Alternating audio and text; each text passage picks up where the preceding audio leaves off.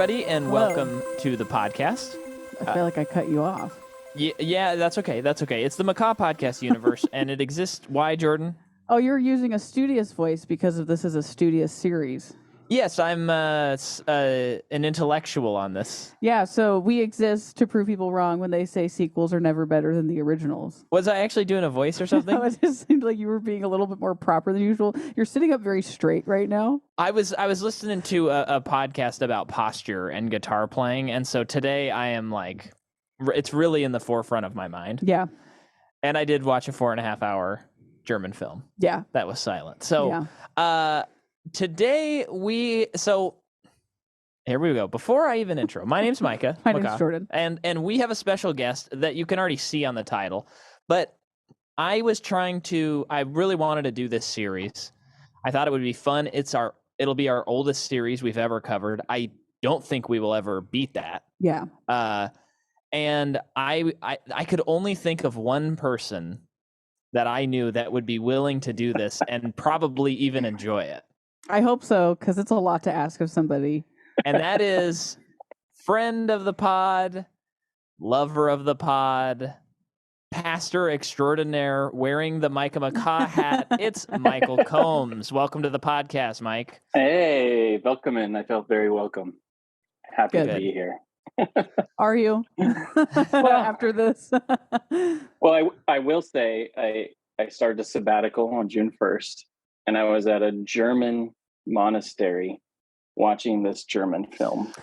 Very cool. I don't think anyone can top that. It was The pretty only great. way someone can top that is seeing this movie when it came out in 1922. Yeah. I can't That's beat pretty that. great. That's yeah. I don't know if anyone alive can beat that. No. No. No, definitely not. Did that make the experience more enjoyable for you? Maybe, or made me enter into the Dr. Mabuse-verse a little bit more. And got crazy. I don't know. I might be out of my mind now. I don't know.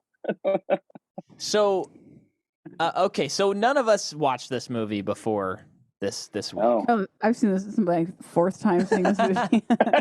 Well, and listener, so I knew doing this, there's a huge chance that all of our listeners would not watch the movie, which is okay. But I love movies and I love movie history, and I do think silent films, they are tough. Frankly, they're tough. Unless you're watching like Buster Keaton or Charlie Chaplin, those are pretty watchable even today. Right. I mean, these are tough. But I gotta say, the more I've watched of silent films, which I've watched a bunch this year, it's getting a little bit easier, and there's certainly a lot of stuff that I appreciate that I feel not. It's like I do know that people are missing out by not checking this stuff out. Yeah, people who really love movies. A movie like Dr. Mabuse that we were talking today, The Gambler from 1922. If you haven't seen this movie, you gotta watch it. This movie rules. This movie rocks. Yeah, I loved this movie. I really liked it. It was great. Now the caveat is we literally watched it in 5 sittings. Now we were trying to do less than that, but it just because of timing, that's how it worked out. Which is good too, because the only version of this film we could find had no music accompanying it. That's tough. Oh. So it was like complete silence. Oh, I found a music version. Awesome. Good for you. Because I found the silent version and it was like, I can't do this. Yeah. Yeah. And so I did some deep dive on YouTube and found one with the music. We did find one with music, but it didn't have it didn't have translated subtitles. Yeah. Or title cards. So it was just have them both going at the same time on the screen. Well, I knew I could find it if I kept looking, but I was sort of like, all right, do you have a problem with this? And Jordan's like, no, let's just watch it. And it is easier to watch it with music for sure. But the thing I have noticed about watching a lot of silent films recently is, I mean, music scoring has changed so much over the decades. And like this movie does not have a designated score or anything. So a lot of times it's just someone playing like music over the score or whatever. And it's not necessarily additive in the way that a modern movie utilizes music. that is in no way to say you should watch silent movies silent. I don't believe that. Okay, I'm not like thinking that, but it's not like or you should at least accompany it yourself. You should make up your own in music. real time. That's what Micah was doing. He was playing along as he felt. Yeah. Well, there was a cool, I think, Georges Méliès, the French filmmaker, one of the early guys. You can see stuff by him that's before the turn of the century, even. His most famous film, A Trip to the Moon. The version we watched had like a modern like synth score. Yeah. And it was very cool because it's the first sci-fi movie, and they're flying to the moon and you're hearing all this cool synth stuff. That was cool. So it's pretty cool when people, go in and change it. But yeah. So how did you feel, Mike, watching this movie? What's your like initial reaction to this thing? Man, it's long. No, I purposely I read a little bit about like, here's this series, German director, etc. But like purposely didn't look at any plot lines. I thought Mabuse was a hero of some sort. Yeah. I think I did as well. Yeah. I was like, this is like a Sherlock Holmes or something, but right. That's German. What I thought, yeah. And to find out, no, this is a supervillain, like proto Joker. Yeah, was pretty shocking. Yeah. So I was like, this is completely different. Have no idea what I'm in for. Here we go. And I will say the music's really good. Good. That's pretty good. Incredible. It creates good. a lot of tension. I also went on and watched The Testament as well, the next one. Oh, we haven't seen it. So, wow, you knocked out 2 right there. Oh, yeah. 6 hours of my life I'll never get back. But you can see, the music in this movie is really like creates the tension and the feelings all around along with what's going on. The next movie, there's no music. It's all sound. Whoa, cool. So that's something to look for when you get into the next one. But it was just interesting. Yeah. Two different experiences. And I don't know if you noticed this, but this is cited as one of Akira Kurosawa's favorite movies. Really? It's like list of top 100 or something like that. Cool. Yeah, a lot of that people, makes sense. A lot of great directors talk about this movie. It's like once you're into it, you like see it everywhere. You're like, oh yeah, Christopher Nolan loves it, and all these guys love it. And yeah, it's pretty wild. Yeah. And then your initial reaction, Jordan? Yeah, I thought this movie slapped. It was so cool. Mabuse, man, I don't think there is a cooler, more distinguished looking person who existed in time. Yeah. He just had He's got all. A face, man. Yeah, he's just got like the craziest eyebrows and eyes. And every disguise he was in, it's like he was more compelling than the last one. But then when he wasn't even wearing a disguise, it was like, your face is made to be captured on film. Yeah, absolutely. He was so good. Yeah, and of course, my initial reaction is, this is a big wowza movie. So Jordan made fun of me about this in our previous episode setting this up, but for Christmas there was a gift exchange situation, and I was able to nab 1,001 movies to watch before you die. And so I've been going from a good thing and a bad thing for Micah. Right. But I've been going from the beginning, and I think the first year is like 1915 or something like that. And this year I've been trying to get through the teens and the 20s. I'm only in 22 here. Mm-hmm. By the time you're listening to this, hopefully I'm getting closer to the 30s. And so I've watched quite a few silent films, and this one was one of the best. Wow. Of the batch for sure. Yeah. And some of the others I've really enjoyed, but someone like D.W. Griffith, who of course is a very famous, very racist man that existed, he has movies that are like, you gotta watch these, and I have found it very hard to engage with his movies for one reason. I mean, the racism is hard to watch these days. Even at the time, the movie Birth of a Nation was controversial, but when you watch it now, it is like, holy cow. But even setting that aside, I feel like he's always trying to like preach a message very specifically in all the 3 movies I've seen of his. Yeah.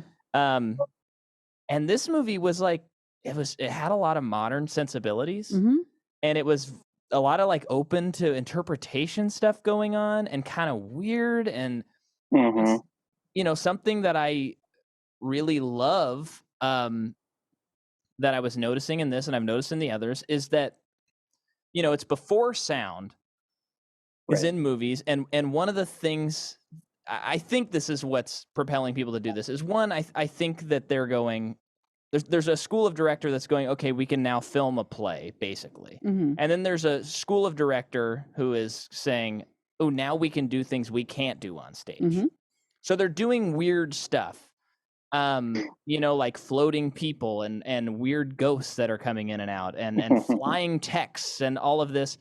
And then on top of that, I think because there is no sound, you have to build tension and build sets in a way that's compelling, and it can't rely on sound. So if we watch like an Aaron Sorkin movie now, you know, he builds all that tension in the dialogue. Yep. And then of course, with a good director, there's all this other stuff going on. But these are like that you cannot count on the dialogue. Yeah. So I find visually that a lot of these old movies, dare I say, a lot of them look even better than a lot of the movies that come out today with more tools at our disposal. Yeah. And this movie, I mean, holy cow, it looks incredible. Oh my gosh. Yeah. It's crazy. Yeah. So I've got my one spiel out of the way already. Okay. Spiel, good use of a German word. Yeah. Oh, I've never thought about that, but that makes sense. Yeah. So wait, Spieler means gambler. You just said the title. Oh. Wait, what does just spiel solo mean? I don't know if there's a word, but Spieler is the gambler. Yeah. So right? Yeah, there's Spieler, gambler, puppeteer, or actor. Okay. Very cool. We're getting a German lesson here today, folks. Yeah. No. Okay, so let me tell everybody about Fritz Lang. That is the director of this movie. He's actually Austrian. Okay. And he had a citizenship in Germany, and he later denied it or said renounced it. Renounced it. Yes, Okay. that's the term. I'm only going to cover a little bit of his life, but he serves in the Austrian army. He's wounded 4 times and lost the sight in his right eye. Wow. And while he's in the war, he is writing ideas for movies. Gets out of the war. At the same time, Tolkien was writing, coming up with Lord of the Rings. I'm just joking. I don't know if it was during the same time. That'd be World War I, yeah. Yeah, no. Yeah, that's actually kind of wild, yeah. Wow. You said it as a joke because you imagined the footage from the Tolkien movie. Right? Oh, no, I didn't. Oh. I didn't. I just always a joke. I never saw that movie, but I just remembered when I saw the Balrog come out of like the trenches of Germany, I was like, no, I'm not seeing this movie. I don't remember that. Did you see it, Mike? No. It looked rough. I'm kind of in a lot of Tolkien spaces. Uh-huh. And there was a big uproar about how bad it was and everything. So I was just like, then I won't spend my time watching. I'll watch 4.5 hours of this German film. Yeah. Yeah. Well, it had that vibe of like the trailers made it seem like everywhere he'd go, he'd be like, "Oh, I hit my toe, Frodo." Oh, yeah. Frodo. Yeah. Frodo. And then he'd look at a bag on the end of his counter and be like, "Bag in. Frodo, bag in," you know. It's the same guys who produced Solo, the movie. They just did the same thing. Solo. How to get his last name. Yeah, so he gets out of the war, and then he marries this woman named Marius Lisa Rosenthal.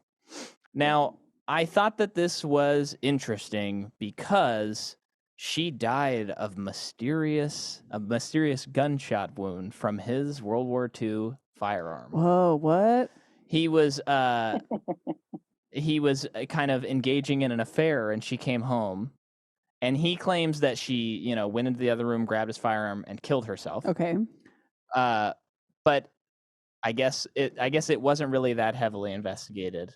But he did maintain that. Yikes. He did maintain that. But I did see a film critic who said something like all of his movies are about like guilt and oh my god, and you know, like what have I done? All of this sorts of thing, and so he, you know, they think that he did like kill his wife. Oh my gosh, that's crazy. I'm not saying he did or he didn't. There's a lot of mystery around Mr. Lang. Like even how he said he got here to the United States. There's a whole story. Wait, why don't you hit us with that? Because I don't know. So, if I'll catch that. he had this kind of mythos about how he got here. Like, what is it, Joseph Goebbels? Yeah, he's the propaganda officer for the Nazis, and he wants him to be the top director for all their films. Okay. And he's like, but I'm half Jewish, and the myth is that he says, we'll decide who's Jewish, like kind of a thing. Oh, okay. And he says, I'll do it. But then he said that he left that night. Like he went to the bank, got all his money and left. His passport shows that he was there for a few more months. Oh, wow. And then, so like that, even in his kind of story of coming to America and becoming this big director here, there's all these little, not quite lies, but like left information out. Yeah, so conveniently. Which then makes his movies kind of more interesting because they're like, are you working through some stuff here? What's this just therapy for you? What's going on? So that's pretty interesting. Yeah. So people give him a hard time. That was like for that story. You know, back in the day when you could have a past that people don't know about. That was possible. Right. That's not really possible anymore. Yeah. Yeah. So that's pretty wild. So we don't know about the wife. No. But then he starts an affair with Thea von Harbo, who was married to actor Rudolf Klein-Rogue. And it was isn't that Mabuse? Yeah, that is. Oh, it is? Yeah. Oh, yes. Oh, geez. Wow. So I wonder when that started.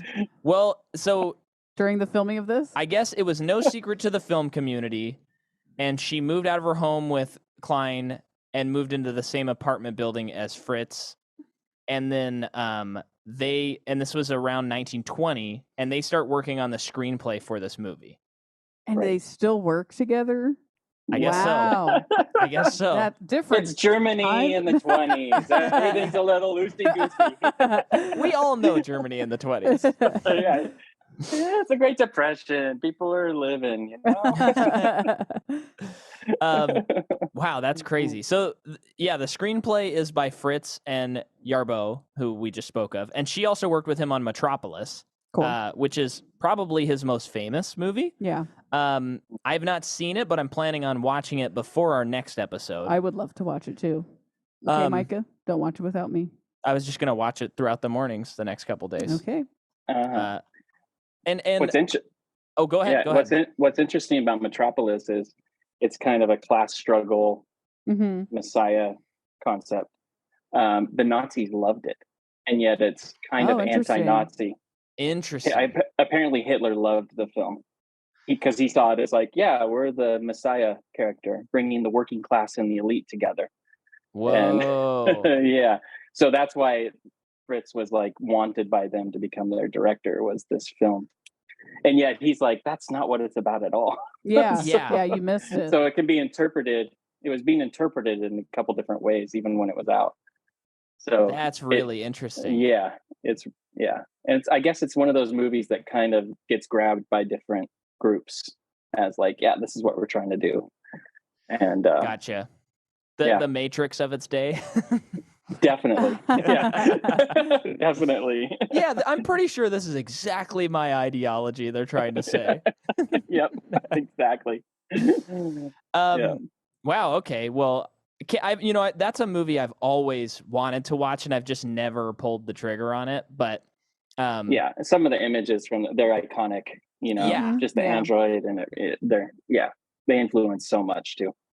And that's a wild one because as recently as 2010, they found like more footage from the movie. Really? So they still don't have the complete cut of the movie. Oh, but I think it's up to 2.5 hours, and I think the believed cut is like 250 or something like that. But for a while, it was like we had an hour and a half of the movie. Oh, wow. Or maybe 2 hours. in like the 80s, and then finally in 2010 they found a reel in Argentina or something like that. So but this movie is based on Dr. Mabuse the Gambler, a novel by Norbert Jacques. Jacques. Okay. Yeah. And they started working on this movie before the novel came out. Okay. They even did that back then. Yeah, or I had said before it was finished serializing, so they must have been putting it in newspapers at the time, or whatever, however that worked. Whatever they did in Little Women. Sure. Okay. And then in 1921, quickly becomes a bestseller, and the movie was successful.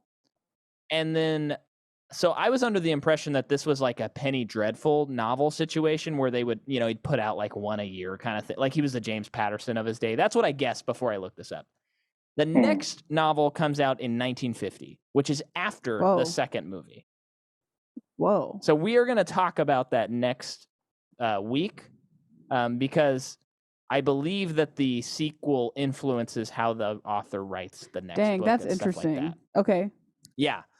Well, I guess maybe because prior to seeing this movie, I thought this was a Sherlock situation as well, where he's like some investigator or something. So it's like, oh, there's got to be like 100 books of this guy. Yeah. And it's like, now seeing the movie, he's not that. So it's like, yeah. Oh, okay, this makes a little bit more sense why there aren't like 100 books. Right. And I should clarify for the audience, if they are OCD in regards to this sort of thing as I am, there are more movies than the 3 that we're going to cover. And they do have relationships to these movies, a couple of them, but then some are remakes. And I just made the call that much like if we were covering Sherlock Holmes, we would choose, we're doing this person as Sherlock Holmes. We wouldn't cover every single Sherlock Holmes movie. Yeah. So we're just doing the Fritz Lang trilogy. That's all we're doing. Yeah. There's something interesting though. His movie please. M. Yes, I've seen M. Okay, it's the same inspector. Inspector.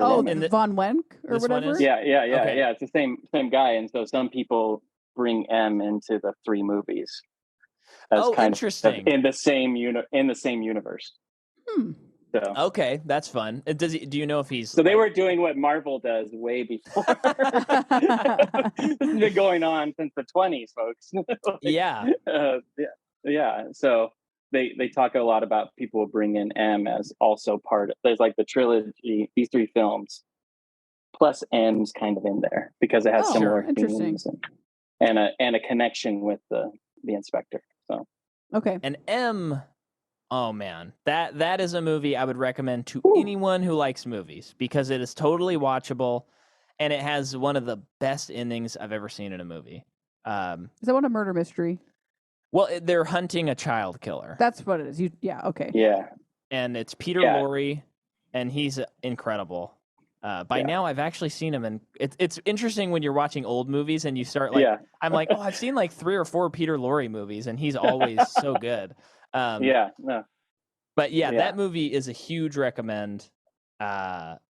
You can't go your life without watching M. Okay, fine, I'll watch it. Yeah, I watched it after The Testament. I was like, oh, there's a connection. Oh, so I've spent a lot of time. And I've got the Thousand Eyes in my queue right now. So, no, they're great. Yeah, they're fantastic. So that's one of the coolest movie posters I've ever seen. Oh yeah, it's incredible. That's so cool. Yeah, it's unbelievable. It's truly a great movie. Yeah, that's so funny. The other movie, I think it came out in the 30s. Have you seen The Great Dictator, the Charlie Chaplin? Yeah. That's another one. That and M. Like when I saw the endings of those movies, I was like, oh, the endings of these movies is so moving. Are so moving. It's really like a cut above most anything you'll see. The Great Dictator is a very interesting, funny movie. Okay, but back to this. One day we'll cover every Charlie Chaplin the Tramp cinematic universe. Okay, cool. How many of those are there? I mean, there are those. Oh my gosh. So many, right? I mean, I'd think it'd be at least in the 20s. Oh, not counting shorts. Yeah. Oh man. That would be that's fun. That's just how you end out the podcast. Just finish it with, that's we got 20 episodes left. This is what we're doing. That's how we stop having any listeners except for you. Yeah. I'm in it. I'm a guest host on every episode. Okay, so the cinematography on this movie is Carl Hoffman, and he's done a lot, but they're all German silent films and talkies from the very beginning. I didn't know what any of them were, so I didn't report on that. This movie was split into two parts. This was the original. Two-parter. Deathly Hallows. Part 1 comes out in April 17th, 2020. 19. I was trying not to do that. 1922, and then part 2 comes out May 26th, 1922. Okay. Yeah. I really just had trouble because I was just seeing. I just marked it as /22, and I was like, "It's not 2002. It's not 2002. Oh. 22." Yeah. Hit us with a couple actors though. Okay, so Rudolph Klein Rogue. I know that's not correct. It's so interesting to cover something so old because people's bios are so fascinating. So I like his. So this is Dr. Mabuse. So he was the prototype for the master criminal, the irredeemable archvillain or mad scientist. That's like what he was known for. And you know, I saw someone mention in like the reception of the movie, and it totally tracks that it's like there's a pretty clear line from Dr. Mabuse to like Dr. No and all of these Bond villains. And even probably some of the portrayals of like Moriarty and stuff like that we've had. Yeah, definitely. This is interesting too. A powerful personality possessed of an almost hypnotic stare and a strong, resonant voice, which we'll hear in the next movie. He continued on through the 30s in supporting roles. However, the period of expressionist cinema in Germany had all but run its course, and he died in relative obscurity in Austria in 1955.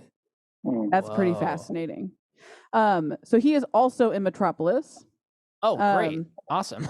And of course, just so many other silent movies.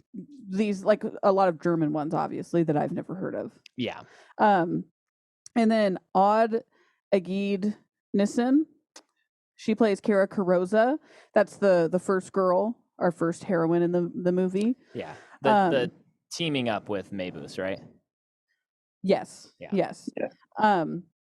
She's also in things such as she's in Phantom of the Opera, but like the German version of that.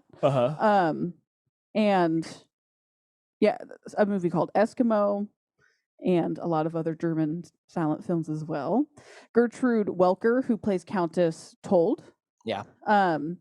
She is also in what is this? The Chronicles of the Grey House. And so many things that don't even have covers, I feel like, because they're so old or like so obscure. Maybe even lost to time. Yeah. And then why don't you just hit the inspector? That's what I was gonna find. Bernard Goetz plays Prosecutor von Wenck. That is not correct either. He is also in Salamander. Partly why I'm not saying certain titles is because I don't know how to pronounce them. Yeah. Well, apparently he's an M, you said. No. So the next inspector, sorry. In Mabuse. Oh, okay. Yeah. Okay. Yeah, the next movie. Gotcha. So yeah, this guy is in a ton of other German films as well that I can't pronounce. Yeah. The names of. Great. It's interesting that these people are so old that several of them are Prussian.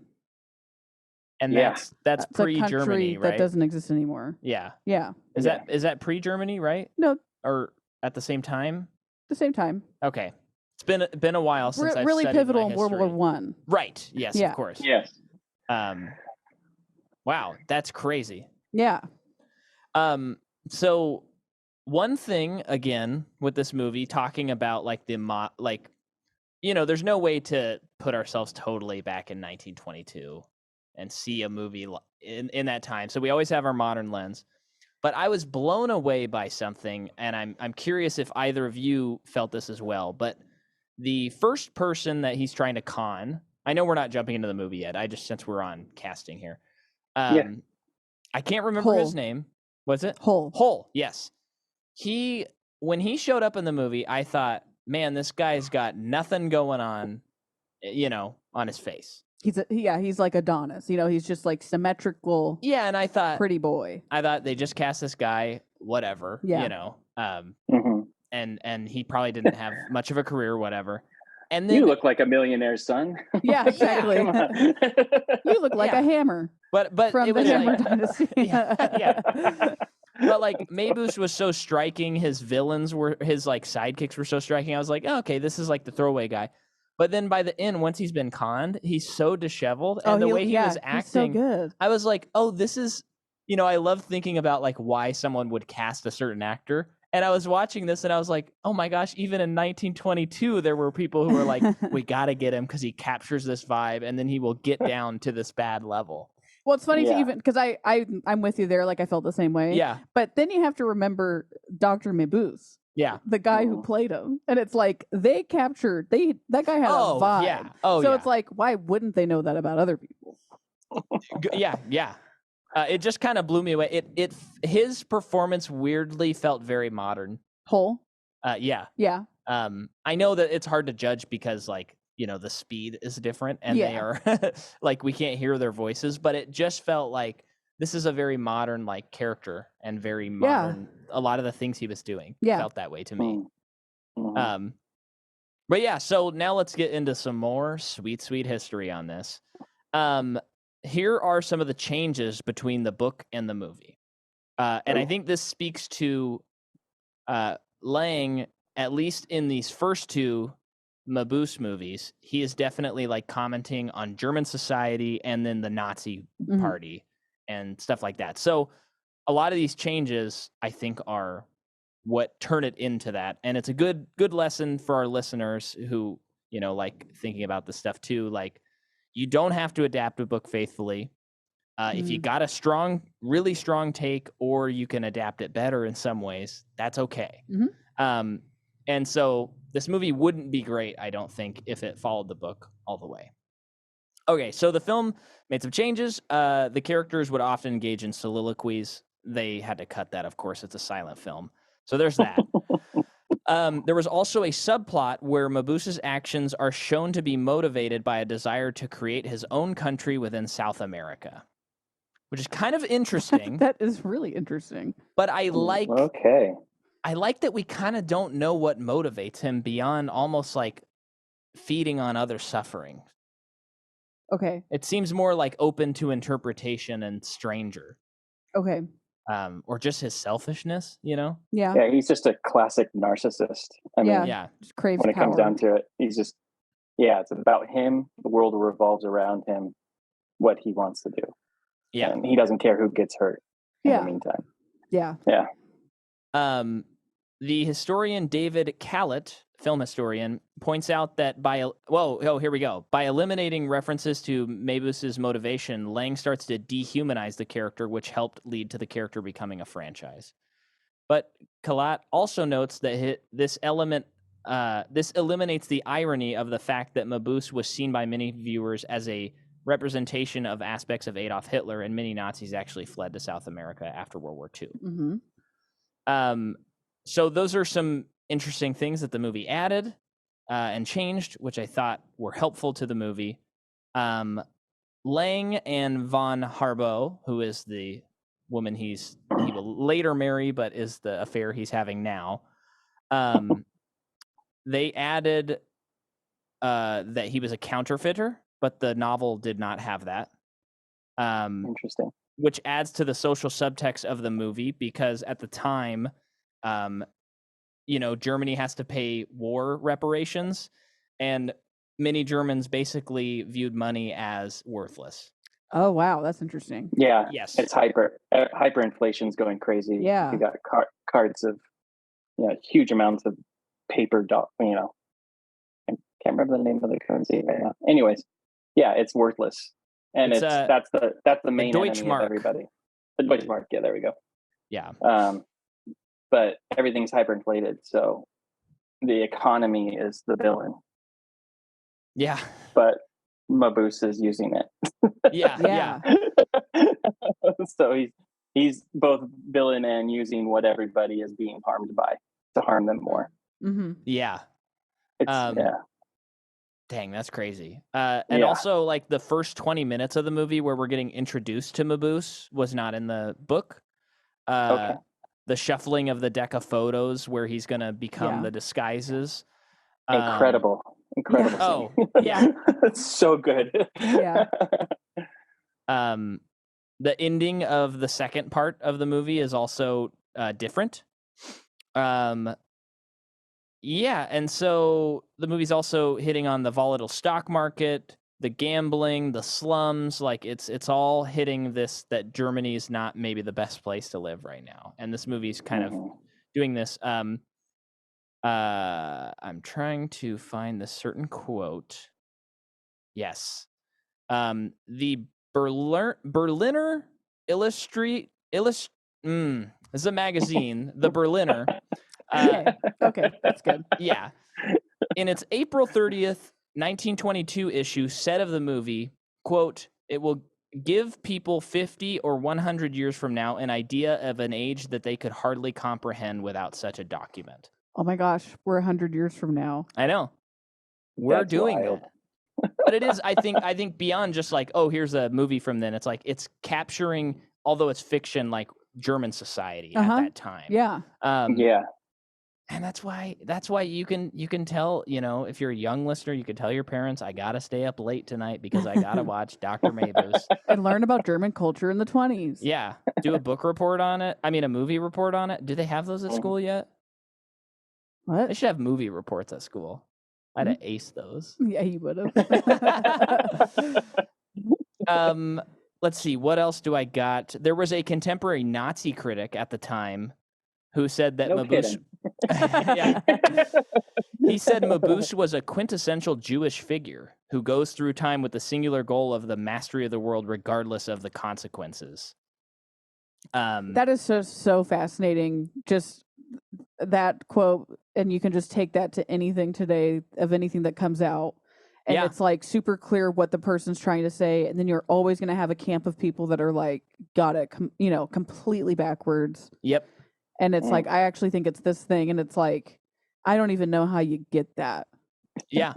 But because of you're going into it already with a certain perspective of how you live your life. Yeah, you're going to see it a certain way.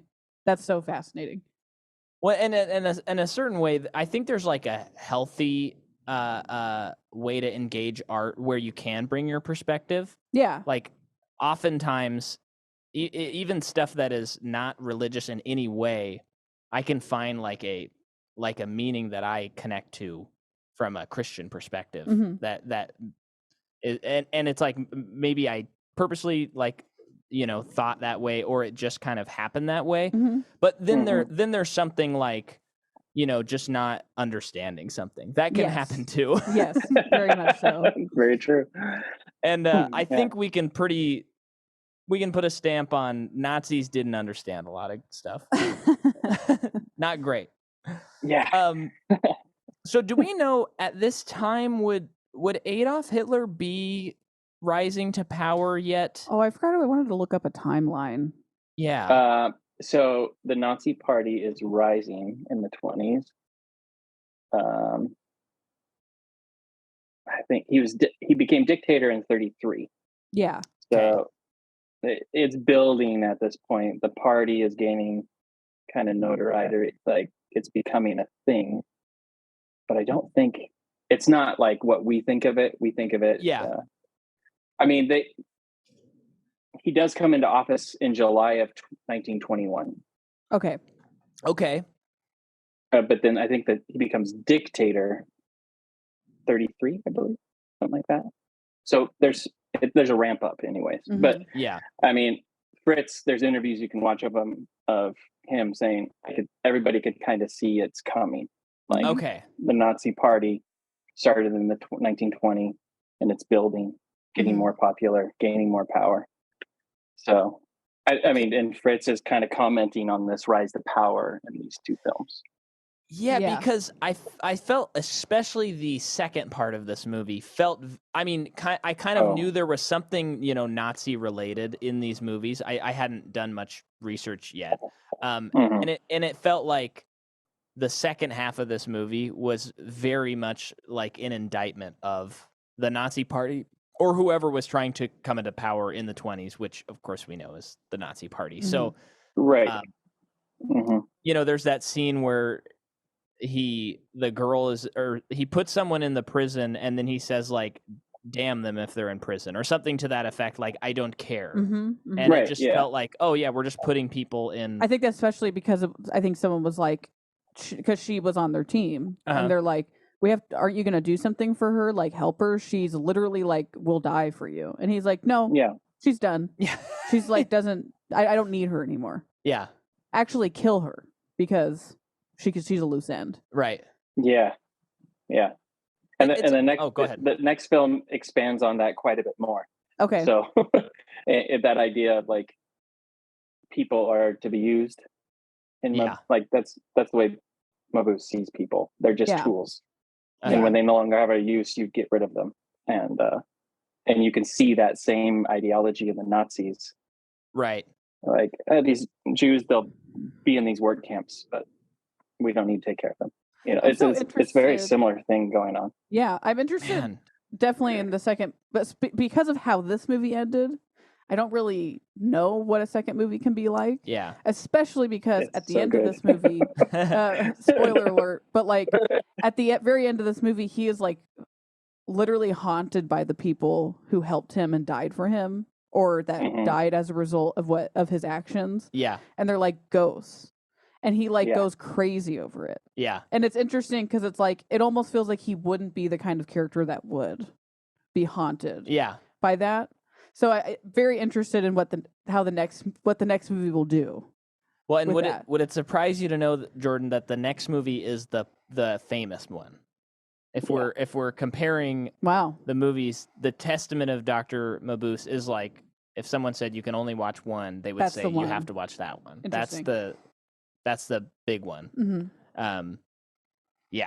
So I'm really excited to watch it. And I think I read something about what happens in the next one while reading through this. And I was like, ooh, that could be incredibly interesting if it's that. But I don't want to say or whatever. Was that one on YouTube as well? Is that in the public domain? Do you know? Yeah, it's on YouTube. So you gotta love watching these old movies because you just go on YouTube. They're just public domain, high quality. Yeah. That's great. No, it proves your podcast thesis, in my opinion. Okay, one of the first. So I'm excited for you guys to watch it. Just one more thing here. I just thought it was worth noting that in 1927, the movie was released in the U.S. It was half as long, and the New York Times said it was too long and not good. Okay. And then the full length came out in 1973, and people seemed to like it. Man, so even that's interesting that it came out.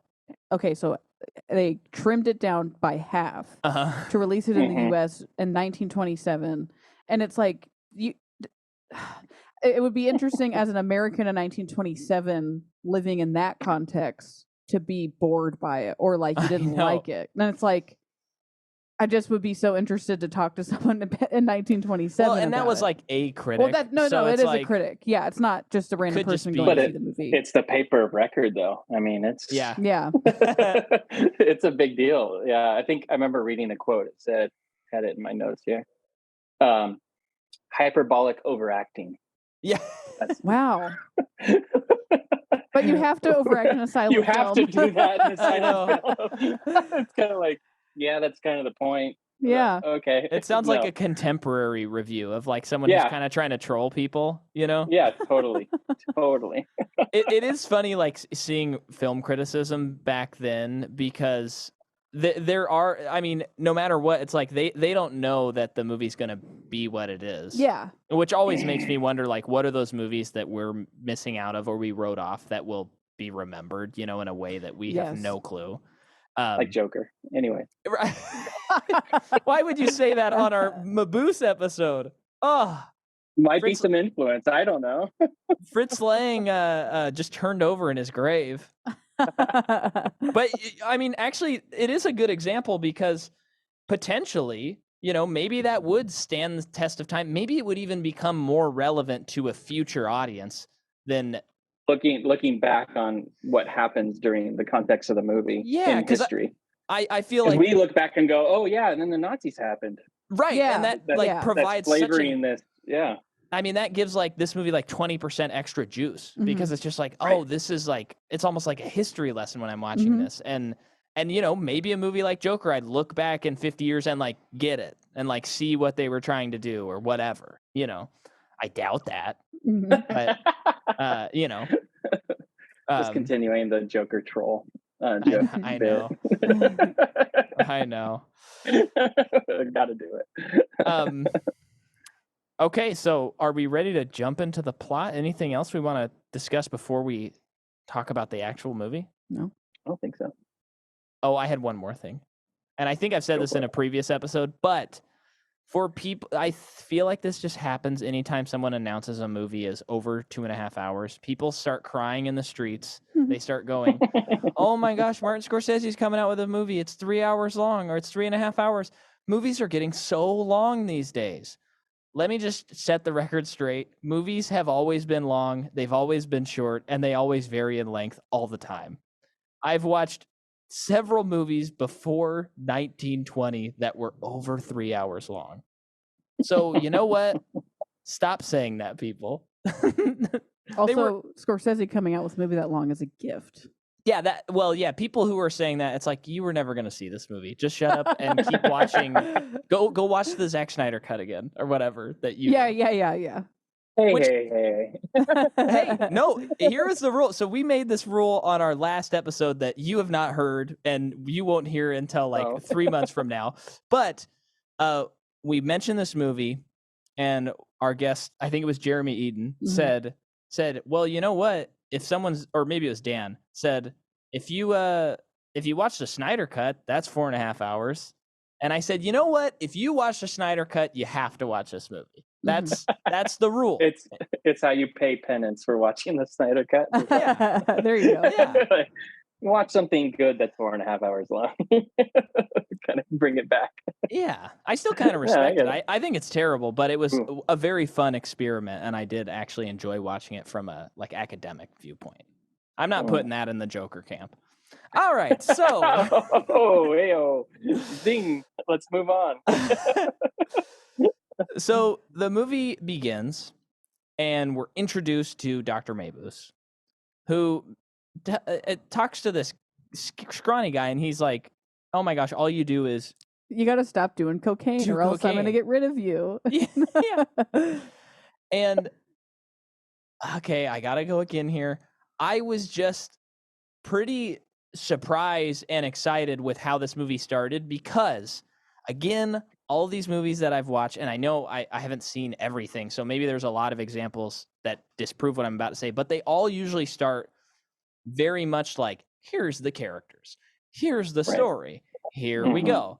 And this was you get thrown into it, and they don't even say Dr. Mabuse until 3 hours into this movie.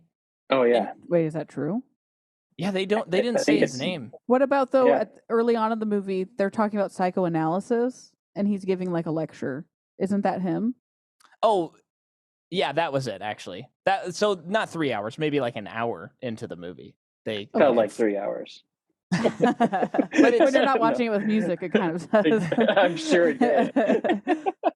But it was very interesting just being thrown into the action, and the movie just begins. I mean, it's 4.5 hours, and I don't feel like there's really much to cut. I wouldn't really cut anything from this. It's all pretty essential, and it just goes catch up with us, which I think is got to be pretty exciting for viewers in 1922. I'm sure some of it can be streamlined in certain ways. Sure. I don't know.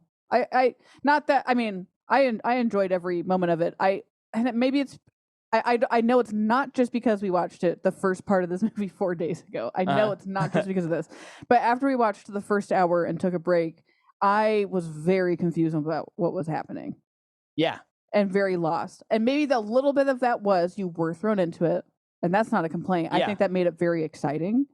But I think not until we started the second hour, I was like starting to pick up on things. And I'm with you. I think if we had watched it the way it was designed, which was you sit there and you watch 2.5 hours. Yeah. I think that experience would have been fine. You know, it would have been like watching any other movie where you're like, what's going on? What's going on? Something I do love about this happens in long movies sometimes, and this one in particular. So we are introduced to Mabuse, but then we are introduced to Hole, and he seems like he's going to be like our guy in this movie. Yeah. And we're with him for a long time. I mean, like half the movie, basically. Yeah. And within that time, we are introduced to Prosecutor Von Wenck. And I just thought he was just some dude that's just like good at his job, doing his job. Yeah. But it's really Hole who's going to figure out all this stuff. So later on in the movie, when Hole dies, it was very shocking to me. And it's like, oh no, it's like Prosecutor Von Wenck is like the guy. Yeah, you're right. Is how, it was cool. I liked that. Like the shifting of the main characters, unbeknownst to, like it kind of defied our expectations, even though the movie's so old. Yeah, when really, at the end of the day, the main character is Mabuse. Yeah. But it's like, who's going to take him down? The title character, number 1 on the call sheet. Yeah. So then there's this guy on a train. He's got a briefcase, and Mabuse has hands and eyes everywhere. Some would say he has 1,000 eyes. He has them everywhere. Did someone say that in the movie? The third movie's called The 1,000 Eyes of Dr. Mabuse. Okay. There you go. So they get this briefcase. They get it to him. And let's see. Yeah, it's so hard to explain. Well, it has a contract inside it. Oh, yeah, this was very convoluted. So this is the stock market situation. Yeah, so there was a contract inside it, and it was on the way to like some Swiss company was giving it to some other company, and it didn't get there in time, so the stock market was crashing, and every man in their top hat was shaking in their boots, and they're erasing the chalkboard, and it's just tanking. And then there's like a statement that goes out that's like, we didn't get the contract. This is bad. And then right at the opportune time, they got the contract and everything's fine. But within that time, was it Mabuse bought the company or something? So I think he got everybody to offload the shares. Yeah. Which I believe they call, was that a bear market or a bull market? Bear market. So it goes into free fall, and it's actually the Deutschmark. It's the currency is falling like crazy, and he's purchasing up the everything at half the price. Really, I think if I remember the numbers correctly. People are just trying to unload as fast as they can because the currency is falling apart, the economy is falling, and he's just, I'll buy it all. And no one thought that was suspicious, but whatever. But just it's fascinating. And then of course he had planned for the briefcase to be found. And for it to be announced at the right time. And then boom, stock goes flying. Yeah. And then it's called a bull market. Bull market, one or the other. So when it's going down, it's bear. You got to bear down for midterms, like in Community. Yeah. Of course. Which we all know is offensive. Can't believe you'd put that. Someone just got killed by a bear. That's so offensive. Oh man! And That's then such a great show. I know. That's one of my favorite jokes from the show. Of many favorite jokes. But yeah, and then when it goes back up, it's bull market. Yeah. And I think, yes, it was confusing. I got the gist of it, but I also think too that your German audience, they're probably like, yeah, okay, you don't need to even explain that it's a bull or a bear market. They're probably like, we understand this is happening every day around here. So was this to illustrate his conniving nature, and like, is it important for us to know that he just made a ton of money based on what he's going to do throughout the movie? Well, or is this just an example of that? Well, this is how he spends his days, as the title card says. Oh, okay. Thanks for remembering that. Yeah. And then we will see how he spends his nights. I think, one is just showing, this is a man with so much power, he can manipulate the markets. Yeah. And it's helping with the allegories that are what's happening with Germany right now. Yeah. And so, I think all of this is just playing in tandem with, not only will he gamble with cards, but he'll gamble with like a country's like currency. So this guy is like he's like a god in a way. He's like a super villain. Yeah. So that already, I was like, this movie is not the movie I thought it was going to be. Like, I thought it was going to like open with a murder, and then Dr. Mabuse would come in with a pipe and be like, okay, let's solve this murder. And boy, was I wrong. Yeah, I thought it was going to be like pretty by the numbers kind of in that genre. Yeah. I really couldn't. I mean, it's funny when you watch something so old that you're like, okay, I know storytelling. I'm going to see this from a mile away. And I had like no idea what was going to happen in this movie. Especially like as the movie's getting towards the end, it's like, I don't think they can best this guy. I know. He's thought of everything. Yeah, I know. Well, I was so confused in this story, and then the story with Hull, because I was like, wait, isn't he the hero? Why is he doing all these things? Yeah. Oh, he's getting back at the rich. Okay, I get it. Right. He's like he's a Robin Hood character, and then it just keeps getting worse and worse. Right. Oh, I'm rooting for Joker at this point. Great. Yeah. Which is an interesting. It's a cool feeling in a movie to like have that surprise. You got tricked. Like And I'm wonder, supposed to root for this guy. Yeah. I would wonder if the audience in the 20s wouldn't have that experience that we have, bringing our modern lens, which is kind of cool. Like, I don't know if that would have been different for them, but maybe they'd have been like, oh yeah, Mabuse, famous book, or even just the way it's set up. Maybe they're like, definitely a bad guy. Well, apparently the actor was known for being villainous. But, but I think this might be what gets him there, right? Oh, I don't know. I think he had a couple films before this. Okay. But even that, like, I do wonder. But even still. Like with storytelling and a silent film where you do have to be hyperbolic overacting. And this guy he has such a look, such a menacing look. And it's like, is that enough for people to know that he's not to be trusted? I probably, especially if he'd already done some evil roles, it'd be like, I don't know, who's showing up. Somebody showing up who's always a bad guy. Well, like Bill Skarsgård in The Barbarian. Like that casting was so example. Great. Yeah, because you're like, when's this guy gonna do something bad? Yeah, because you're just like pre-programmed to think that about him. Right. Did you see Barbarian? No, I haven't seen. I've heard about it. I haven't seen it, but it's interesting though, because you think maybe they had the books out, and there's other evil mastermind characters in the zeitgeist. Yeah, at the time, like I guess. This character was influenced by Fu Manchu, which is a character from Chinese mastermind scientist kind of evil character. So they may have had a different experience of going in like, no, this guy's the evil criminal mastermind. Yeah. And we're coming in at just blank.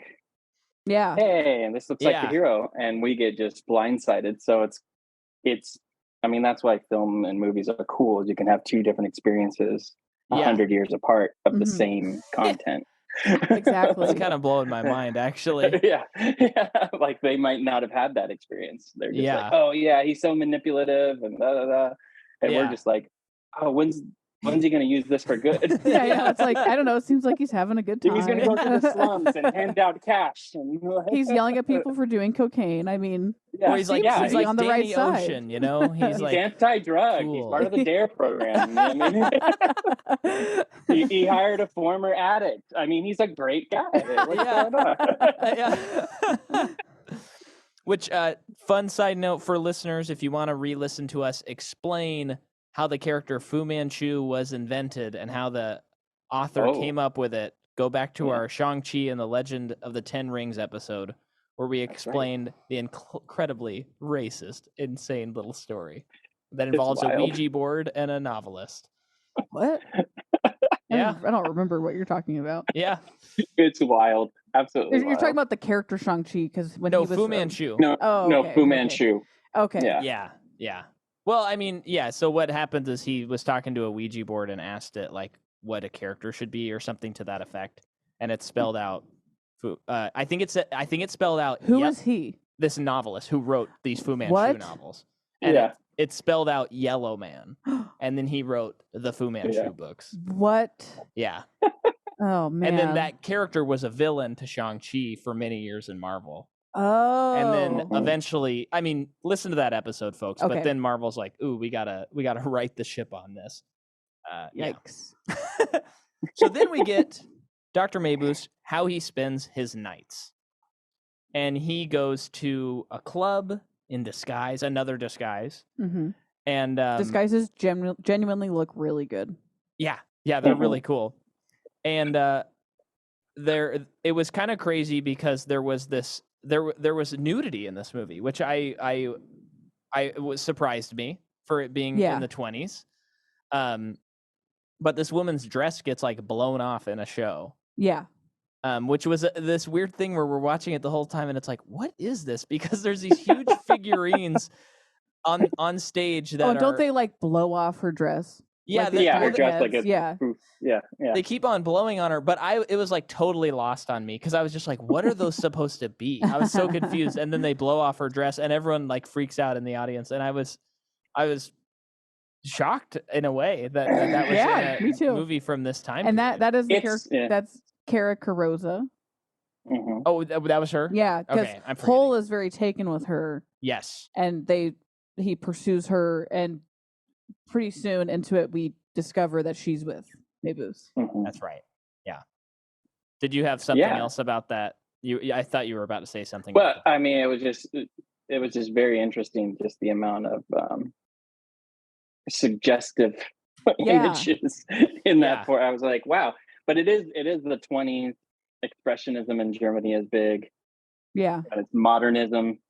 Yeah. So a lot of the cultural things we might associate with 100 years ago are being broken out and broken down. Yeah. And so I was like, oh yeah, I guess that would be what's okay.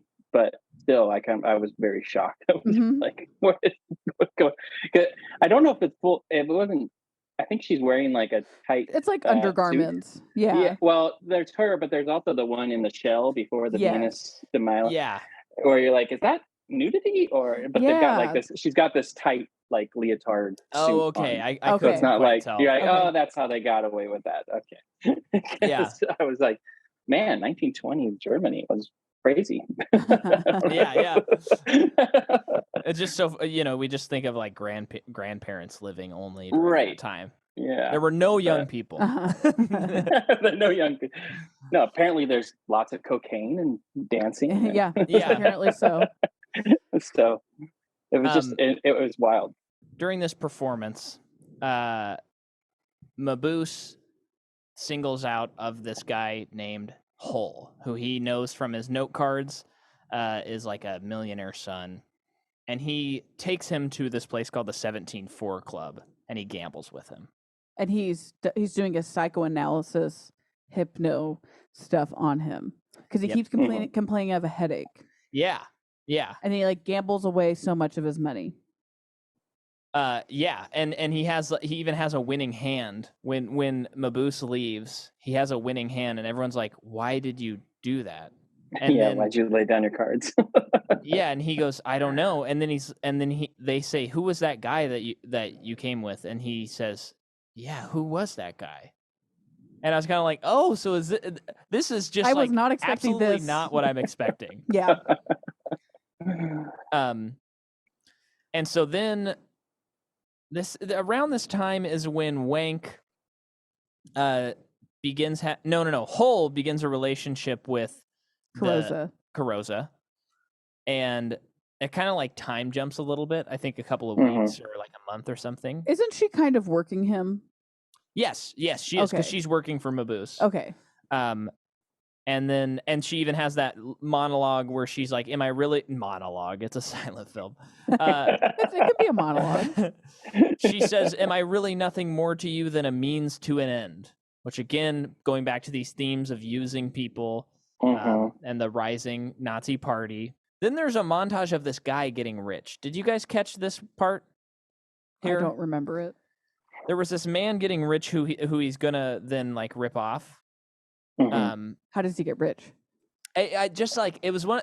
So something I have noticed, if I'm being honest, when you're watching silent films, a lot of times there's like a point that I reach, even if I'm really enjoying it, where I realize the last like 3 minutes, I was thinking about like what I'm going to have for dinner or something like that. Yeah. And then, so I was hoping when I said that one of you was going to be like, oh yeah, the montage of the guy getting rich. I get it. Bummer.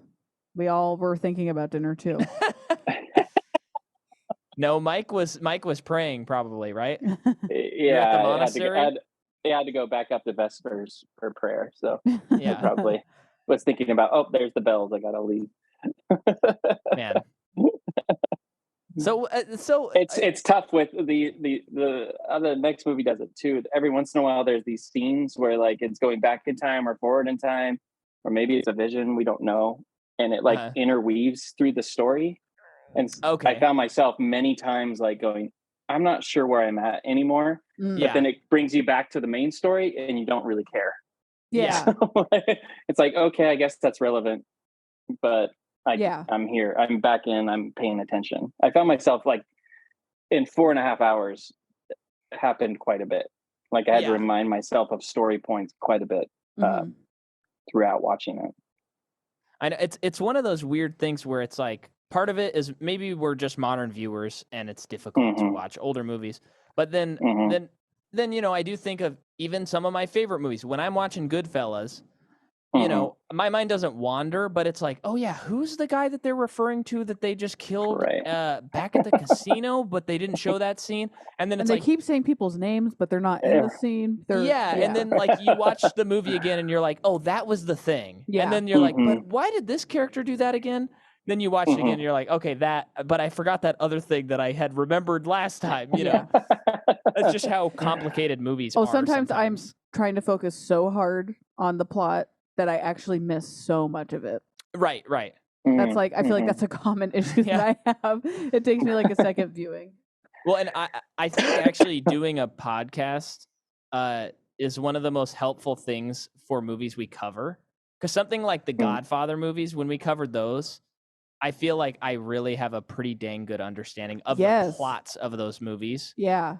Whereas before I'd watch them and it'd be like, okay, the next time I watch it, I'll like catch all the plot stuff. Exactly. But when you're writing it all down and then you talk about it for 2 hours, you suddenly remember this stuff so much better. Yes. Oh yeah, for sure. So start a podcast, people, if you want to remember movies better.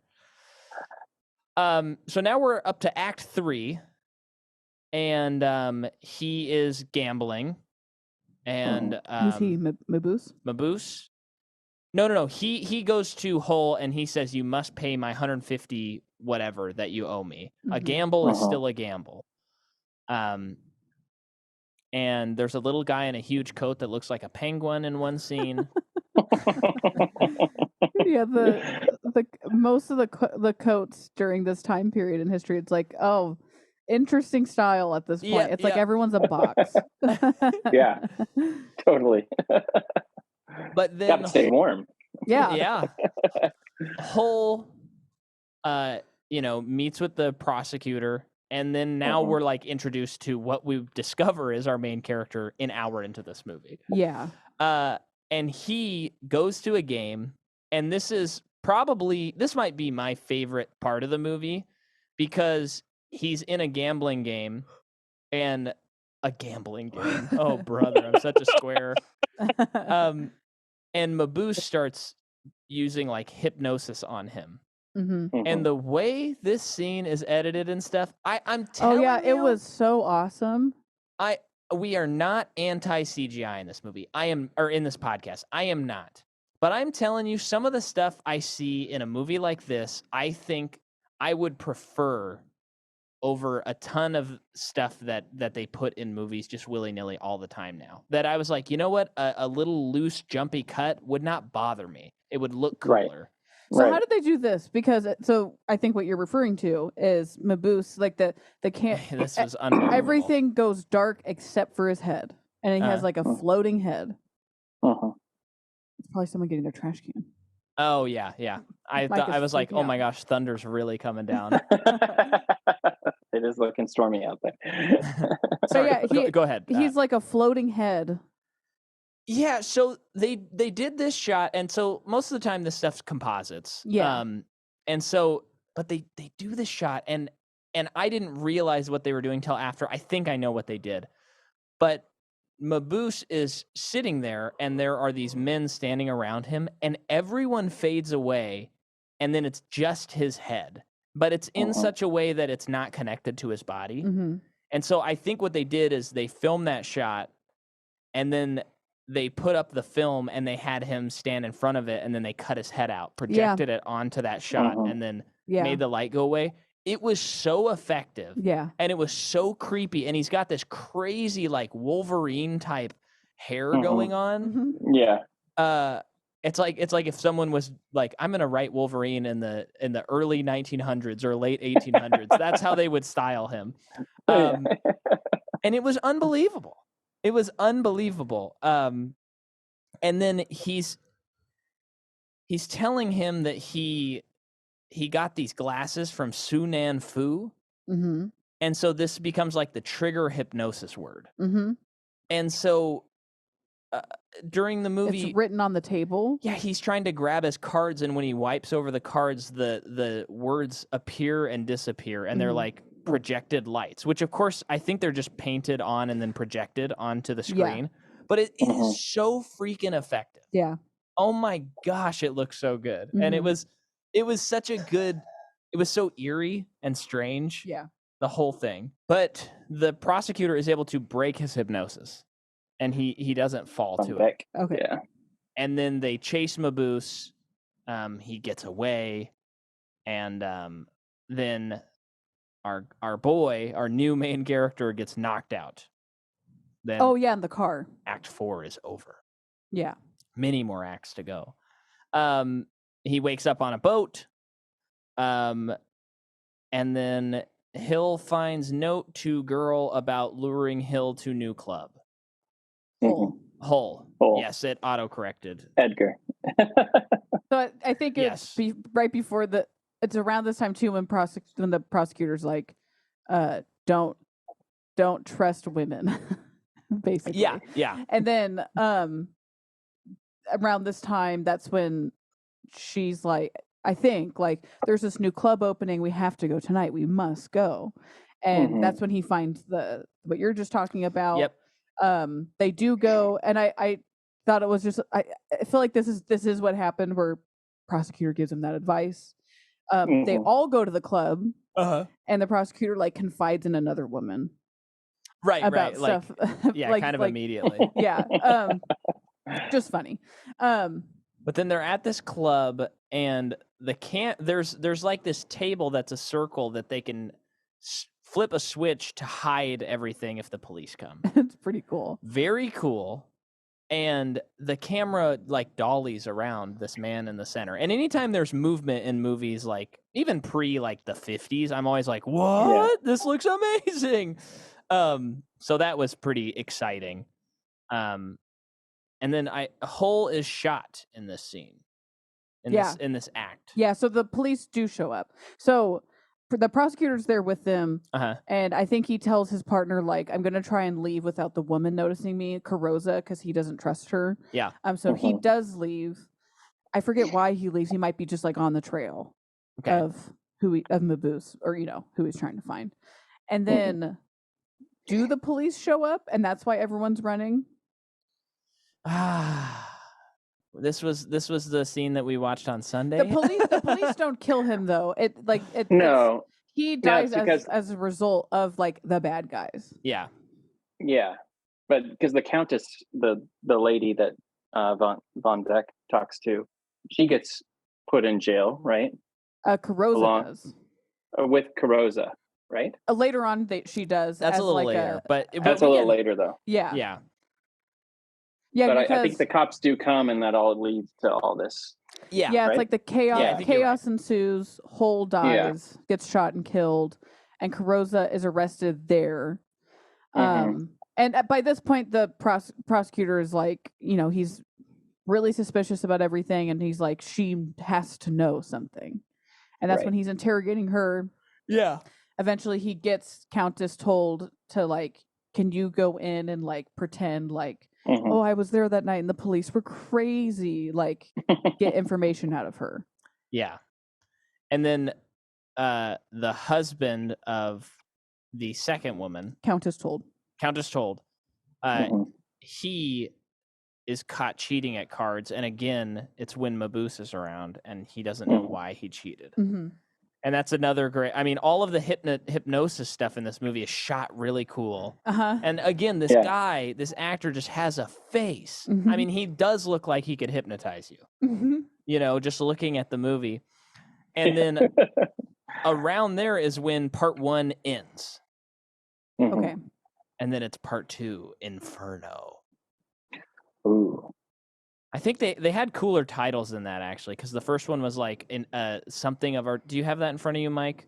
It's like it was, one was the Great Gamble, A Picture of the Time. Okay. The Groberspieler. I'm not going to read the German. And then, although the German sounds cool for the second one, it's Inferno, A Game for the People of Our Age. Ah, dang, so cool. Ein Spiel von Menschen der Zeit. German just sounds cool. Oh yeah, it does. Cool. And you know, I saw another critic who said, like, again, with comparing this to the Germany of that time, like even by these titles, Fritz Lang is very much like putting it like this is this time, a game of our time, of like this is happening right now. So it's not like how sometimes people read into stuff and you go like, I don't even know if they knew about this or that or whatever. This is very intentional.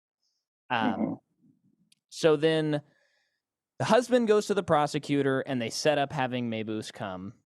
The wife captured not to even utter her husband's name. Yes. So the wife is captured by Mabuse and he's basically like, I love you. Let's run away together. Right. And even the way he plays that is cool because it seems like she still seems like a means to an end that he just hasn't figured out at the moment. Even though he's saying that he loves her. Yeah. It never feels like, oh, and Dr. Mabuse fell in love. Right. You know? It's just possessive. Yeah.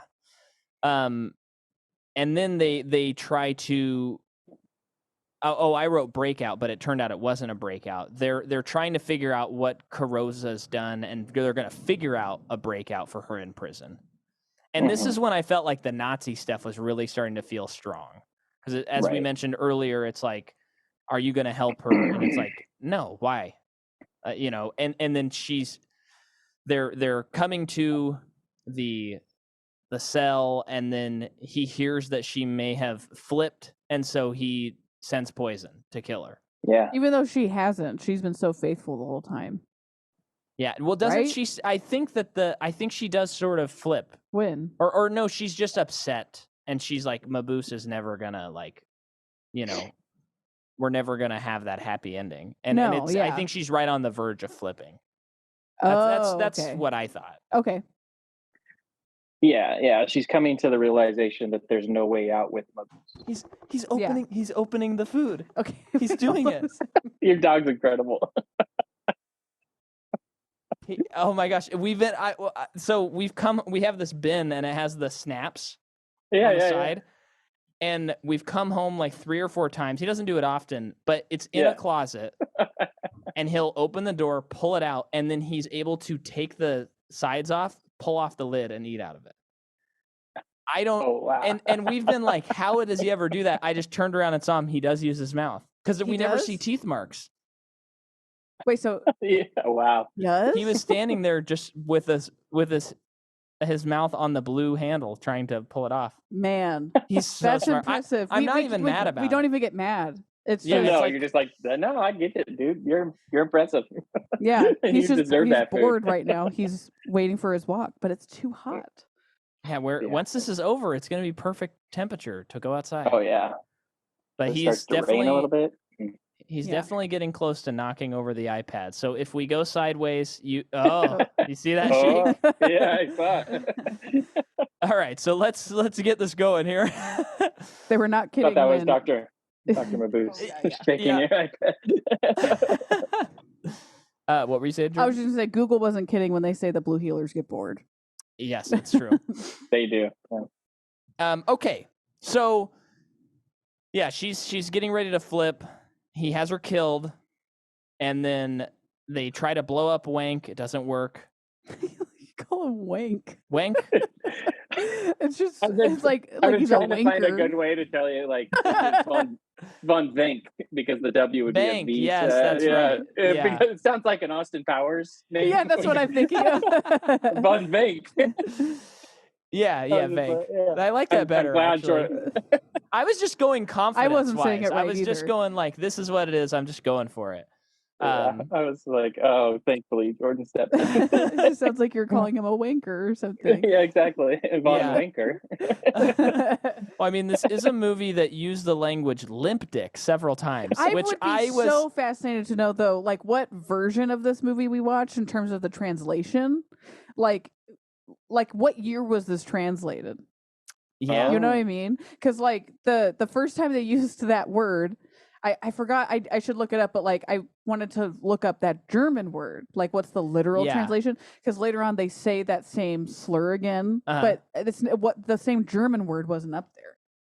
Oh, interesting. That I remember. So I'm curious about the translation. Oh, did it say limp dick on yours? I think so. Yeah. Well, oh, okay. Yeah, no, it then did. Maybe that's But again, like mine was like on a modern, like a YouTube guy who does these things. So okay. I want to go back and see what the German word was on screen. Yeah. But I do think like when we're in this realm, of course people can change things and whatever. And of course there's an art to translation. But at the same time, like if anyone is bothering to upload this to YouTube, I don't think they're bothering to like change it, because they're probably interested in showing people what it is. Oh yeah, no, I am just curious though, like, is that actually the German word for that? Because yes, maybe that's the German equivalent, or the English equivalent. You know, right. That's English equivalent. Thing I'm interested in. But since they said it in 1922, I think it's not. We can start saying it on this podcast, right, Jordan? Oh, okay. Oh man, interesting. So, yes, okay. So we're getting actually toward the end here. They arrest one of his lackeys, and then Mabuse starts an uprising with the people, which again, this felt very much, this Nazi party coming into power, like getting them to just attack these people, and they don't even really know why. And so they start this uprising, and then Mabuse kills him. Who does he kill? Who does he kill? The uprising. Who was the guy that was in the police car? Was that one of his? Oh, well, he had one of his dudes. I think so. At one point, he's got the dude that goes to the prison that gives Carosa the poison, and then he's simultaneously there's a dude at the prosecutor's office who sets a bomb off. Yes, and that's who gets arrested. That's who gets arrested. They're transporting him to prison from a window after he. He shoots him sniper shot.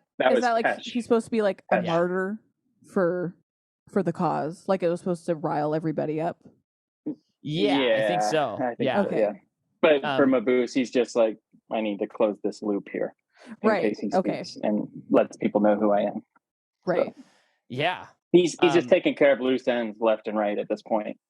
Wait, did we skip the other psychoanalysis scene? The big show? No, we didn't. Oh, okay, that's after this. Wow. Okay. Yeah, we're getting there. So then the Countess Told is still not cooperating with him the way he prefers. And so he is going to kill her husband, and he is able to will the man to die, like from a distance, which was pretty wild. Yeah, that was crazy. And then, yes, because the man starts seeing ghosts of himself playing cards. And when they were in the room, I was like, it would be so cool if they sat down and started playing cards. And then when they did, I was like, no way. Yeah. And they just flip them over, like just toss them aside or whatever. And or I'm actually conflating the scene with Mabuse at the end. But either way, there's cards being played with the husband having his own ghosts show him that he's cheating. Right. And then he dies. And then Mabuse is in the state office, and it seems like the prosecutors pretty much figured everything out. And that's when it's like, okay, fifth act. And this is the Philharmonic scene. Okay. And this scene kind of blew my mind several times. Yeah. Okay. So he's in disguise for this one as well. What blew my mind right away was his like first demonstration of hypnotism or illusionist. Telepathy. Yeah, was like a mass hypnosis where the stage became like a portal, which looked like a tropical setting. Yeah. And when it first popped up, it's like, oh, that looks really cool. You know, film wise, I know how they did that. Yeah. And it's still on a stage, so there's that backdrop right there. And then you see people starting to walk far in the background. Yeah. That really blew my mind. And they walk, and so I thought, okay, they're gonna walk up to where the shot's composited, which must be the stage. Yeah. And then they walk into the audience in an unbroken shot. It was magic. It was a magic shot. Yeah. Oh, my gosh. Yeah, so that was as like 1920s. They're doing I know. This type of, I mean, that's what they call it, movie magic, right? It's like they were able to do these wild shots that don't make, I mean, at the time, you don't have Wikipedia or YouTube to go look up how they did this. No. I mean, you would have just been stunned. Absolutely stunned. Oh, it looked so Unless good. you were a New York Times writer, then it was boring. Apparently it's too hyperbolic. Maybe they really cut all the good stuff. Yeah, maybe maybe the scene wasn't in the movie. Yeah. The half of this length movie cut, maybe it does really just suck that bad. You got to have all 4.5. Yeah. Have you seen Sherlock Jr.? So that's a Buster Keaton movie. So watchable. It's an hour long. Everybody listening to this should, if you've made it this far in the podcast, you should watch it. But there's this sequence in the movie, and I watched it last year, that it was like my jaw was on the floor. I could not understand how they did it, because he goes to a movie in the movie, Buster Keaton, and he gets like transported into the movies. And the way he interacts with the film as it's changing and the landscape is changing, it made no sense to me. Because there are things where he is interacting in such a way, because if I'm remembering right, it was mostly unbroken, but there'd be scenes where he's like interacting with something that had to have been filmed, like a beach scene, and then it switches to him at the Wild West, and he's interacting in a different way with different stuff. And it was mind blowing. It was kind of mind blowing. Yeah, so gotta watch that movie, people. So then he does all this hypnosis at the Philharmonic, and then he gets the state prosecutor. I could like to call him Wank, and he. Now you got an explicit rating on this episode. Uh-oh, Mike. I bet you weren't expecting to get an explicit no. On a 1922 movie. Right, exactly. We got nudity. We got. But he gets him to drive to this place called Melior, and then once again, you little devil, you, Mr. Fritz Lang, he's driving, and there's like animated titles flying across the road of like the hypnosis, it's leading telling him where to the go. quarry. Quarry out of here! That stuff is cool. Yeah, that stuff is so cool. And you know, we were talking about this during the movie. I think the director that we currently have that does the most, that owes the most to silent film, is Wes Anderson, because his movies do this kind of stuff. He does keep this sort of thing alive.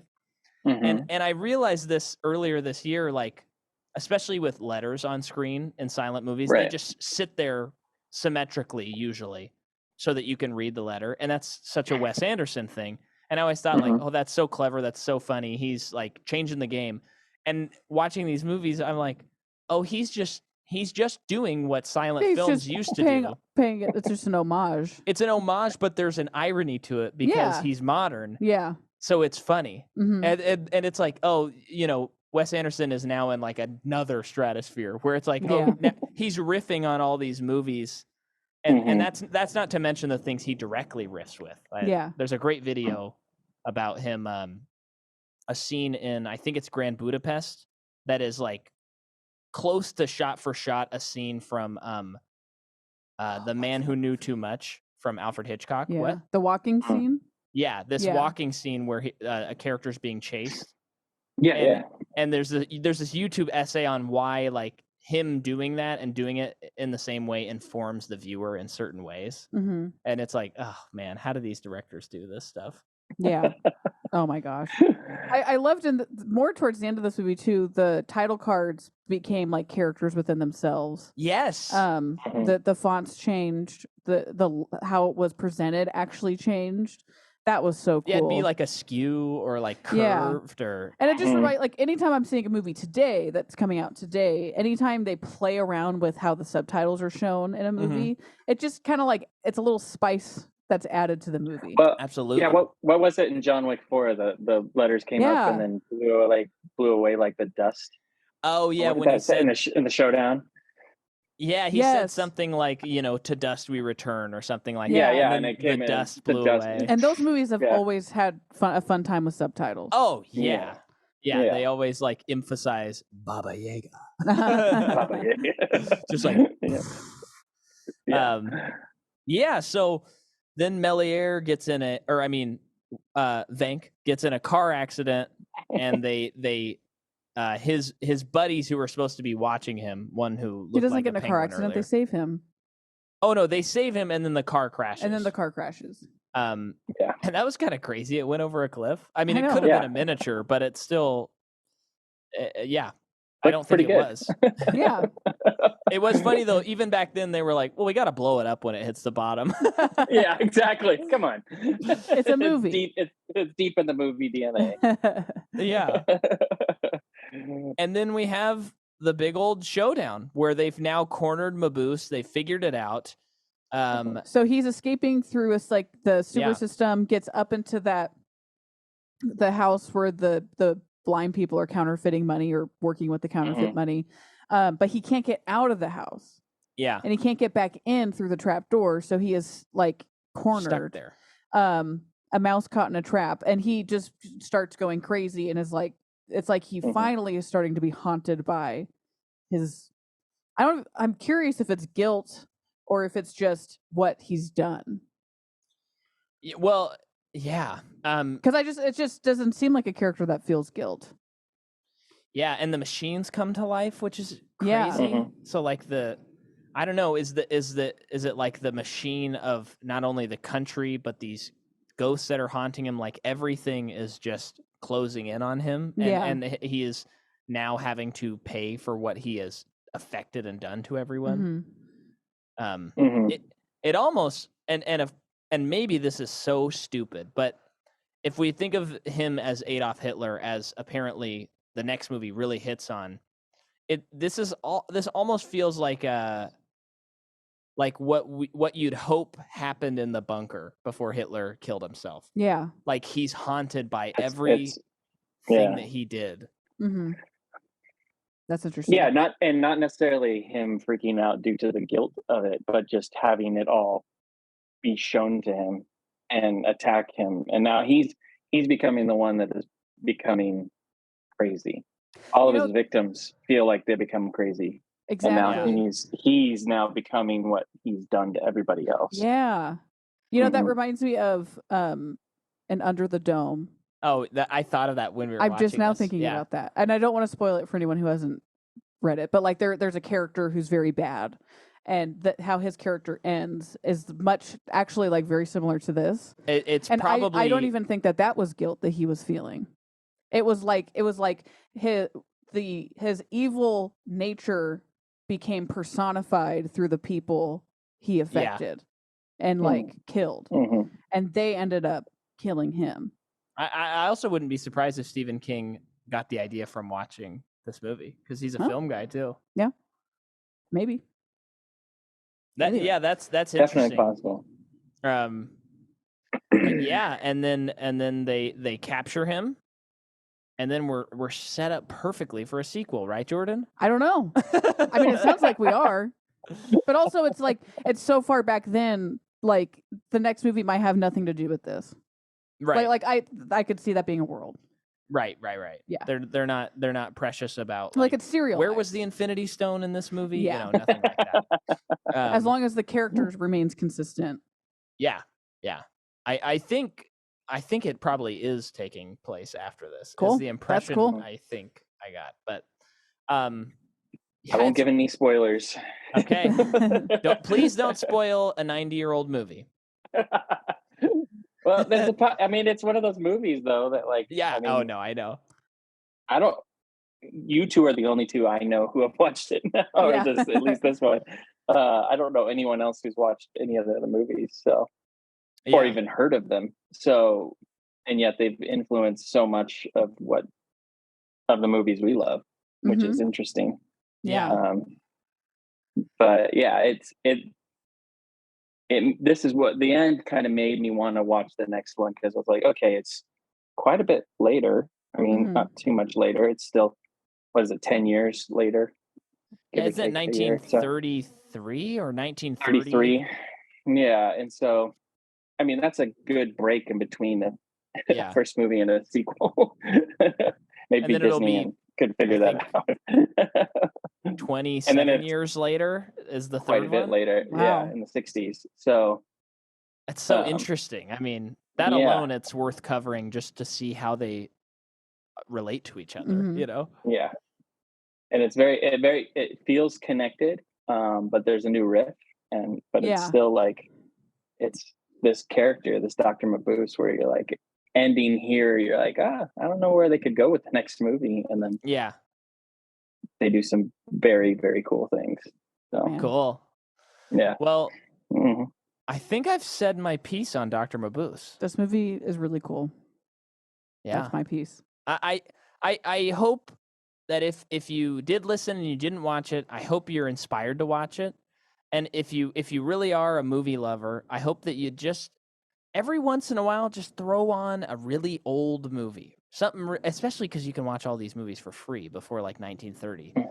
And educate yourself, try something a little different. It really is rewarding. So this is like our film education series. I feel like we're back in our Before Sunrise, where it's like, let's put on the glasses and try to explain to everyone why they should watch these movies.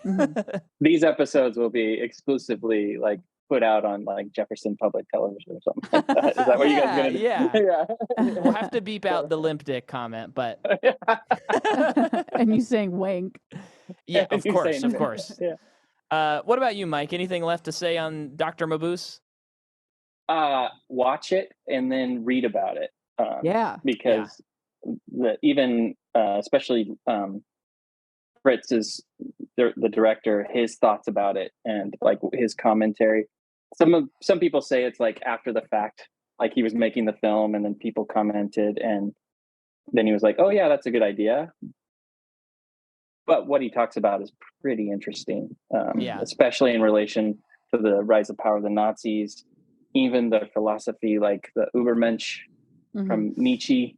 All that is into this, so that even deepens it more when you're reflecting on it. So it's kind of a cool exercise in history and philosophy, not just a movie. So watch it and then go read about it for sure.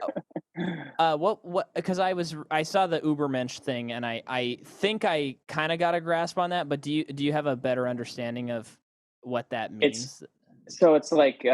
It's like Übermensch. I mean, even Superman's kind of based on this idea of like the ultimate man, right? But mentally strong, physically strong. This basically the Nazis' ideal Aryan super soldier. Gotcha. Okay. Is what the Übermensch becomes. And so Dr. Mabuse is kind of like this version of that, of like he can control people with his mind and he's super smart. And like he can but he's playing with it of like, this gets bad really quickly. Right. Like, this idea that the Nazis are trying to say that we're going towards will end up just horribly. It won't turn out well. And so he's playing with that theme in the next, this film and the next film quite a bit. This is what you get with that. So I don't know. It's sent me down a very fun rabbit trail the last few days. So well, good. So we don't feel bad about making you watch a 4.5 hour movie. No, I knew you were the man. No, it was definitely right up my alley. And it was I had a beautiful view of St. Benedict, Oregon, the valley, and from my room, and hear bells every once in a while, and go pray, and then come back and watch this movie. So it does sound pretty idyllic. Yeah, it was cool. pretty great. They have a brewery down the hill that you could walk to. It was perfect. Wow, that's so awesome. It was a great place to watch it. Thanks for being on. Yeah, Do you have anything you want to plug or anything like that? No. I'll plug the Macaw podcast universe, MPU. Keep listening to this wonderful podcast. Well, thank you. For us on Patreon this month, I'm pretty sure we're covering 22 Jump Street, so listen to that. Oh, wow. And I think we decided we want people to we want someone to sign up to Patreon and ask us to cover the next movie. Isn't that what we decided on Patreon? The next Patreon. Yeah, movie. if whoever signs up next, they choose. They get to choose a movie. Yeah. But timeline wise, I don't know. We're recording so far ahead. There might be another series after 22 Jump Street, but we're going to leave a couple slots open for a couple new patrons to sign up. So, thank you for listening, everyone. Next week, it's The Testament of Dr. Mabuse. Maybe one of the greatest titles I've ever heard of a movie. Mm-hmm. All right. Bye, everybody. Bye. Bye.